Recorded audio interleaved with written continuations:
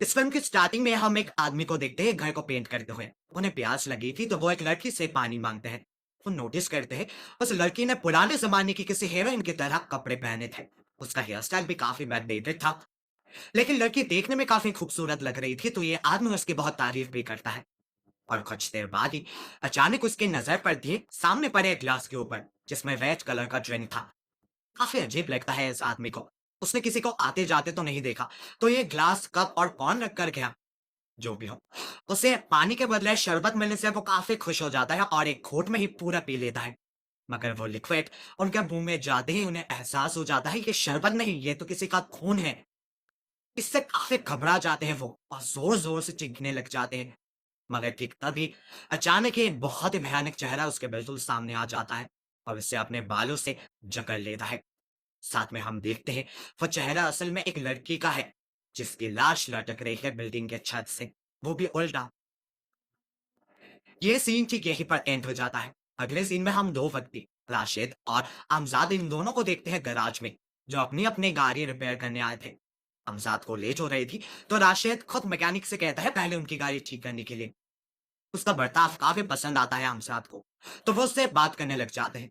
और ठीक तभी एक और आदमी आकर राशिद की बहुत तारीफ करता है, कहता है उसी के लिए तो उसकी भांजे आज जान से बच गई। वो लोग तो सारे उम्मीद छोड़ ही चुके थे। अगर राशिद नहीं होता तो शायद आज वो जिंदा भी नहीं होती। अमजद को ये बातचीत काफी इंटरेस्टिंग लगती है। वो राशिद से पूछते भी हैं और ठीक तभी उन्हें पता चलता है राशिद असल में एक साइकियाट्रिस्ट है और उसका मानना है इस दुनिया में भूत नाम की कोई चीज नहीं होती, वो सब इंसानी दिमागी उपज है। साइंस के जरिए एक्सप्लेन किया ना जा सके ऐसा कुछ भी नहीं। जैसे वो आदमी जिस लड़की के बारे में बात कर रहे थे, उसे भी एक बीमारी थी डीआईडी नाम से, मतलब डिसएसोसिएटिव आइडेंटिटी डिसीज। इसमें बीमार शख्स के अंदर एक साथ बहुत सारे पर्सनालिटीज डेवलप हो जाते हैं। एक ही व्यक्ति डिफरेंट टाइम पे डिफरेंट तरह से बर्ताव करता है, जैसे वो कोई अलग ही व्यक्ति हो। वो लड़की भी ऐसा ही कर रही थी, तो इसके घर वालों को लगा वो जरूर पोजेस्ड है। उन्होंने बहुत से मौलवियों को भी दिखाए, मगर कहीं कुछ नहीं हुआ। फाइनली राशिद ने साइंटिफिक तरीके से उसका ट्रीटमेंट किया और वो ठीक हो गई।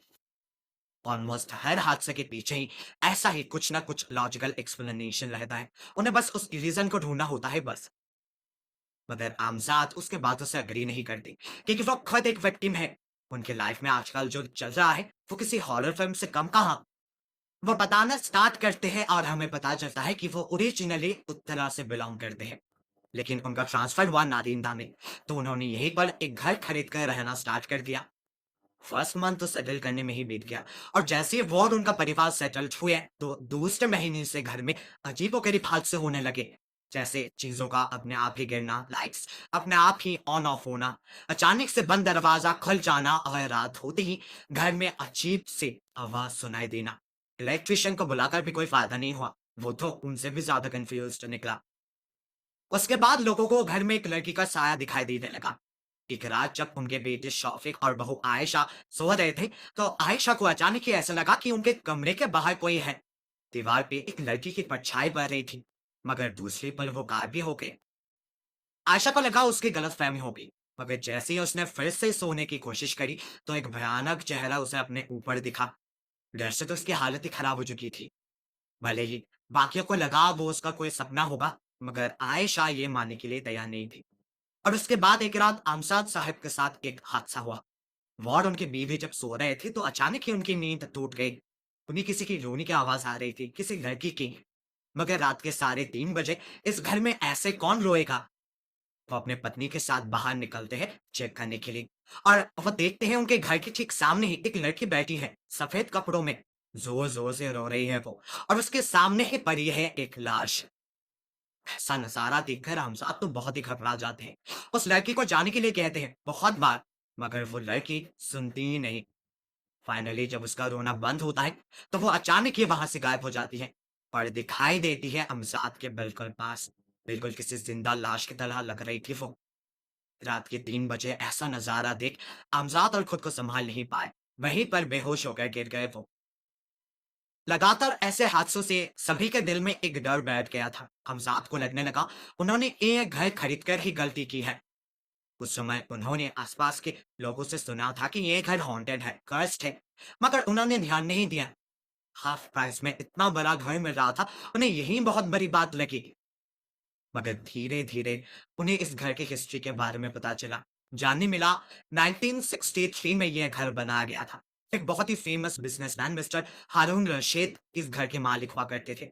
उस ज़माने का सबसे आलीशान घर माना जाता था इसे। उनकी इकलौती बेटी चंपा के नाम पे इस घर का नाम रखा गया दी चंपा हाउस। कुछ साल तक पूरा परिवार यहीं पर रहे। मगर उसके बाद पता नहीं एक दिन अचानक क्या हुआ, गांव के लोगों ने घर के छत से चंपा की लाश लटकती हुए देखा और फिर रातों रात दरवाजे पर ताला लगा के पूरा परिवार ही कहीं गायब हो गया। कहाँ गए वो लोग किसी को नहीं पता। हमजाद साहब को जब पहली बार ये सब पता चला था, उन्होंने इन्हें ह्यूमर समझकर उतना इंपॉर्टेंस नहीं दिया था। लेकिन एक दिन जब शौफिक को चंपा की आत्मा दिखी और उसने उसे बताया कि कैसे फिल्म स्टार बनने के सपने से उसकी जिंदगी बर्बाद हो गई, कैसे स्टूडियो वालों ने उसका फायदा उठाया, उसे बेइज्जत किया और कैसे उसी कारण से उसे अपनी जान देनी पड़ी, तो शौफिक को भी यकीन हो गया कि ये घर सच में हॉन्टेड है। गांव के लोग ऐसे ही नहीं कहते। साथ में चंपा ने उसे वार्न भी किया कि उसे बदला चाहिए, किसी को भी जिंदा नहीं छोड़ेगी वो। उस दिन के बाद आमसाद साहब ने बहुत कोशिश करी घर को प्यूरिफाई करने की, उस आत्मा को शांत करने की। एक मौलवी को बुलाया भी गया और उन्हें चंपा की आत्मा दिखी भी। लेकिन उसका भयानक रूप देखकर वो मौलवी तो घर से भागे निकले।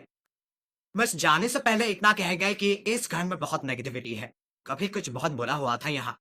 और उस लड़की की आत्मा, उसे अभी तक मुक्ति नहीं मिली। शायद उसका लास्ट राइट्स प्रॉपर तरीके से किया नहीं गया था। उन्हें कुछ भी करके उसके लाश को ढूंढ कर प्रॉपर रिचुअल्स के साथ उसे फिर से दफन करना होगा। तब जाके शायद इस घर को छोड़ेगी वो। मगर आमजाद साहब के लिए इतना कुछ करना पॉसिबल नहीं था, इसीलिए चंपा की हॉन्टिंग्स भी अभी तक बंद नहीं हुई। फिर राशिद से सवाल पूछते हैं, क्या वो लोग इतने दिनों से ये जो सब कुछ सह रहे हैं वो सब सिर्फ उनके गलत फहमी है? ऐसे क्या लगता है? या फिर क्या वो सभी लोग एक साथ बीमार पड़े हैं? राशिद उनकी बातें सुनकर हंसने लगता है और दावे से कहता है कि वो लोग कुछ गलती कर रहे हैं। ऐसा हो ही नहीं सकता। वो एक साइकियाट्रिस्ट होने के साथ साथ एक पैरानॉर्मल इन्वेस्टिगेटर भी है और उसने 100 से ज्यादा केसेस को हैंडल भी किया है। उनसे बस एक ही नतीजे पर पहुंचा है वो, कि भूत नाम की कोई चीज एग्जिस्ट ही नहीं करती। उसके बातों से अमजाद साहिब बहुत नाराज हो जाते हैं और रशीद को उनके घर आने का चैलेंज करते हैं। रशीद भी देर नहीं करता। उसी दिन उनके साथ उनके घर जा पहुंचता है और सब कुछ देखकर उसे एहसास होता है कि इस घर में असली प्रॉब्लम फर्नेस का है। उसके पाइप में एक होल है जिससे कार्बन मोनोऑक्साइड लीक हो रहा है और उसी पॉइजनस गैस के कारण घर में सभी हैलुसिनेट कर रहे हैं। ऊपर से पुराने घर की क्रीपी एटमॉस्फेयर तो है ही, और है आसपास के लोगों की बातें जो इस घर को ऑलरेडी भूतिया करार दे चुके हैं। तो ऐसे में इस परिवार के लोगों ने भी इसे ही सच मान लिया। राशिद का सजेशन मानकर फर्नेस रिपेयर करने के बाद पूरे एक हफ्ते तक घर में और कहीं कुछ नहीं होता। सब कुछ जैसे बिल्कुल नॉर्मल हो चुका था। तो इससे खुश होकर अमजाद साहब एक रात राशिद को इनवाइट करते हैं उनके घर डिनर करने। और ठीक उसी रात होता है फिर से एक भयानक हादसा। उन्हें बिरयानी की जगह बकरे का सर दिखा। इसके बाद अचानक ही पूरे घर की बिजली चली गई और टॉर्च की रोशनी में सभी को दिखाई दिया वही लड़की, इनफैक्ट राशिद को भी। इस बार उसे मानना ही पड़ा कि ये केस थोड़ा सा कॉम्प्लिकेटेड जरूर है, नहीं तो इस घर में आकर वो कि बाकियों की तरह हेलुसिनेट कैसे करने लगा। फिर डिसाइड करता है कि वो आगे कुछ दिन इस घर में रहकर ये सब कुछ इन्वेस्टिगेट करेगा। इसलिए वो अपने असिस्टेंट को भी बुला लेता है, साथ में ईएमएफ डिटेक्टर के जैसा और भी कुछ डिवाइसेस, जिसे ऑन करते ही उसे पता चल जाता है कि इस घर में इलेक्ट्रोमैग्नेटिक फील्ड कुछ ज्यादा ही शक्तिशाली है। नेचुरली इतना हाई नहीं रहता।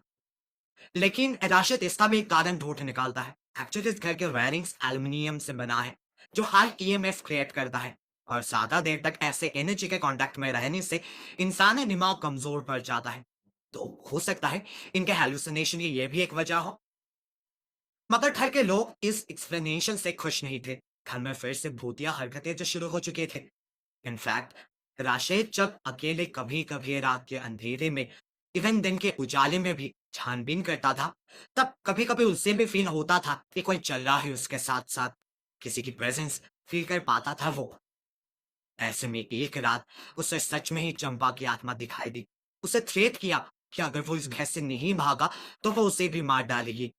वो कोई भ्रम नहीं, हकीकत है, और वो अपना बदला पूरा जरूर करेगी। इस हादसे से राशिद जितना डरा उससे कई ज्यादा असर पड़ा अमसाद साहब की बेटी चंपा पर। वह राशिद को डिनर के लिए बुलाने गए थे। वहां चंपा को देखकर वो तो वहीं पर बेहोश होकर गिर गई। राशिद को ही उल्टा उसे संभालना पड़ा। उस रात एक और हादसा भी होता है ऊपर से, सौफिक और आयशा के साथ। वो ना कुछ काम से उस दिन बाहर गए थे। जब लौटे तो इन्हें घर के आंगन में चंपा दिखी। वो बहुत ही क्रीपीली उन्हें चेस करने लगी थी। उसके डर से शौफिक ने अपनी आंखें बंद कर ली और जब खोला तो उसे फ्रंट यार्ड खाली दिखा। सबसे आमजाद साहब तो बहुत ही डर गए थे, मगर राशिद को एक बात समझ नहीं आ रही थी कि ये चंपा सिर्फ उन्हें डरा क्यों रही है। अगर वो सच में एक वेंचफुल स्पिरिट है तो कभी उन्हें हर्ट क्यों नहीं करती। राशिद का मन कह रहा था कहीं कुछ तो गड़बड़ जरूर है, कोई तो लिंक मिसिंग है। वामजाद साहिब से और कुछ दिन इस घर में रहने की परमिशन मांग लेता है, मगर चंपा को ये बात पसंद नहीं आती। वो उसी रात उस पर हमला कर देती है। राशिद को लाइफ में पहली बार इतना डर महसूस होता है। उसे समझ आता है मौत का डर किसे कहता है।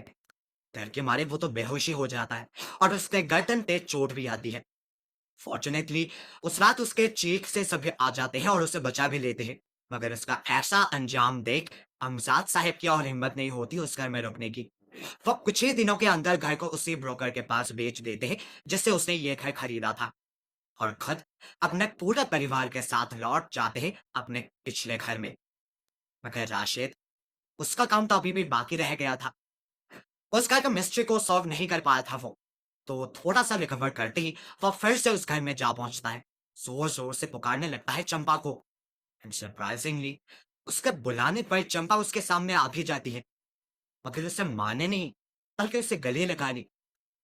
इसी पॉइंट पे रिवील होता है इस फिल्म का असली क्लाइमैक्स, जहां हम घर के अंदर से और दो लोगों को भी बाहर निकलते हुए देखते हैं। उनमें से एक तो राशिद का असिस्टेंट था और दूसरा था इस घर के असली मालिक, जिसके कहने पर ही राशिद और निपुण ने इतना बड़ा नाटक किया। निपुण मतलब हमारी चंबा। एक्चुअली ये आदमी इतने सालों से देश के बाहर रहते थे, जिस कारण से इस घर की देखभाल कभी ठीक से कर नहीं पाए वो, और लोकल ब्रोकर ने इसे अपना प्रॉपर्टी बना लिया। झूठ मूठ के डॉक्यूमेंट्स दिखाकर अमजद साहब को बेच दिया ये घर। इस आदमी को जब पता चला, उन्होंने अमजद साहब को बहुत रिक्वेस्ट किया कि उनका ये पुश्तैनी घर ही उन्हें वापस चाहिए, जिसके बदले वो दुगनी कीमत देने के लिए भी तैयार थे। मगर अमजद साहब बहुत ही जिद्दी निकले। वो नहीं माने, उन्हें लिटरली इंसल्ट करके घर से भगा दिया। तो इस आदमी ने भी ठान लिया कि अभी वो कुछ ऐसा करेंगे जिससे अमजाद साहब खुद घर से भाग जाएंगे। लोकल रूमर्स के बारे में तो उन्हें पता ही था, तो उन्होंने वही यूज किया। निपुण नाम के एक थिएटर आर्टिस्ट और उसके पति को हायर किया अपने प्लान को एग्जीक्यूट करने के लिए। पिछले कुछ दिनों से जो कुछ भी हो रहा था इस घर में, वह सभी इनका ही किया धरा था। कोई भूत फूत नहीं है इस घर में, ना कोई आत्मा भटक रही है अपने अधूरे ख्वाहिश पूरा करने के लिए। गैराज में उस आदमी को भी इन्हीं लोगों ने अरेंज किया था, जिससे अमजाद खुद से आकर राशिद से अपनी प्रॉब्लम शेयर करे और उसे मौका मिल जाए इस घर में एंटर करने की। तभी तो निपुण के साथ मिलकर वह सिचुएशन को क्लाइमेक्स तक लेकर जा पाएंगे। निपुण और राशिद के ब्रिलियंट एक्टिंग के कारण ही आज उनका प्लान सक्सेसफुल हो पाया था। तो वो उन्हें उनका पैसा दे देते हैं और सभी खुशी खुशी अपने घर वापस चले जाते हैं। बट एट द एंड हम चंपा हाउस के एक कमरे में एक बक्से के अंदर से किसी की चीख सुन पाते हैं और समझ पाते हैं असली निपुण तो यहाँ क्या थे। तो जो राशिद के साथ घर लौट गए, वो कौन थी। यहाँ रिवील होता है इस फिल्म का फाइनल ट्विस्ट, जहां हम समझ पाते हैं ये घर सच में ही हॉन्टेड है। चंपा यहाँ सच में ही है, और कुछ सीन्स में तो राशिद ने भी उसे देखा है। उसे तब लगा था कि वो निपुण है, मगर निपुण तो तब उस कमरे में थी ही नहीं। और वैसे भी निपुण के लिए बार बार ऐसे अचानक गायब हो जाना पॉसिबल भी तो नहीं था ना। ना हर बार अमजाद साहब जो देख रहे थे वो उनका भ्रम हो सकता था।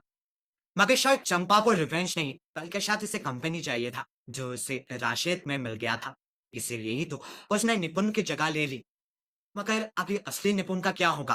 क्या वो कभी बच पाएगी, या फिर उसी बक्से में उसे मरना पड़ेगा घुट घुट के, और फिर वो हॉन्ट करेगी इस घर को। God knows.